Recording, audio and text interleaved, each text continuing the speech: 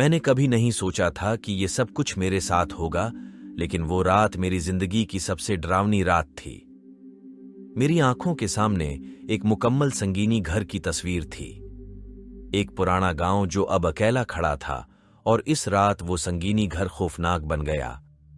वक्त की घड़ी 10 बज चुकी थी और गर्मियों की रातों में भीगने वाली बूंदें गिर रही थीं। मैंने अपने दोस्तों को बुलाकर कहा कि हम ये मुखौफितों भरी रात की कहानी के लिए तैयार हो जाएं। वो सब रजामंद हो गए।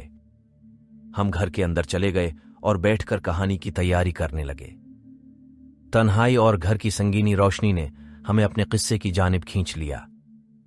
ये वाकया कुछ साल पहले का है। मैंने कहानी शुरू की। एक आदमी ने कहानियों में सुना था कि ये गांव रात को अकेला बन जाता है, और जब वो अकेला होता है तो वो अपने गांव के गर्दाब में फंसता है और कभी वापस नहीं आता। ये सुनकर हम सब कुछ हैरान रह गए। पिछले कई दिनों से हमारे गांव में चुड़ैल की खबरें आ रही थीं, और ये कहानी इन खबरों की पस मंजर से मिलती जलती थी।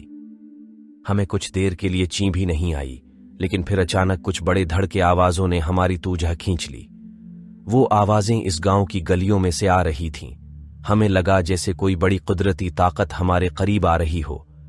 मैंने दोस्तों को कहा, शायद ये वो आदमी हो जिसकी हमने कहानी सुनी थी। हमने घर के अंदर कोठी की तरफ दौड़ना शुरू किया, लेकिन जब हम कोठी में पहुंचे तो हमारी हल गई। वो आदमी वहां बैठा था और उसकी आंखें सरखी सी हुई थीं। वो हमें चमकते हुए देख रहा था और उसका मुंह हंस रहा था। हमने पूछा, तुम कौन हो? वो आदमी तस्वीर की तरफ इशारा करते हुए बोला, मैं वो आदमी हूं जिसने अपने गांव को खो दिया। मैं अब यहां कैदी बना हूं और मेरी कोई भी मखसूस रोशनी नहीं है। हम सब कुछ हैरान रह गए। वो आदमी हमें देखते ही रहे और फिर अचानक घूस ओढ़कर हमारी तरफ आंख मारकर बोला, तुम सब मेरे साथ हो जाओ, अब गांव में तन्हाई का वक्त खत्म हुआ है। हमने भागना शुरू किया और वो हमें पीछा कर रहे।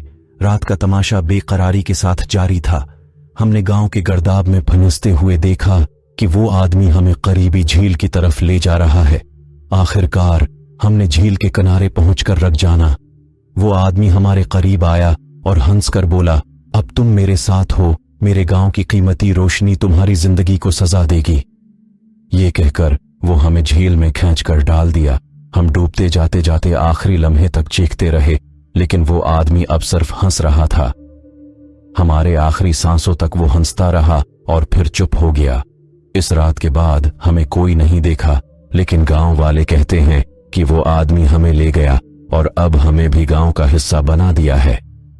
क्या वाकई ये कुछ छाइलों का काम था या हमने एक ख्वाब देखा? उस सवाल का जवाब कभी नहीं मिल सका। अगर आपको हमारी स्टोरी अच्छी लगी है तो वीडियो को लाइक और शेयर कर दें। चैनल को जरूर सब्सक्राइब करके बेल आइकॉन ऑल पर कर दें। नेक्स्ट स्टोरी तक के लिए अल्लाह हाफिज।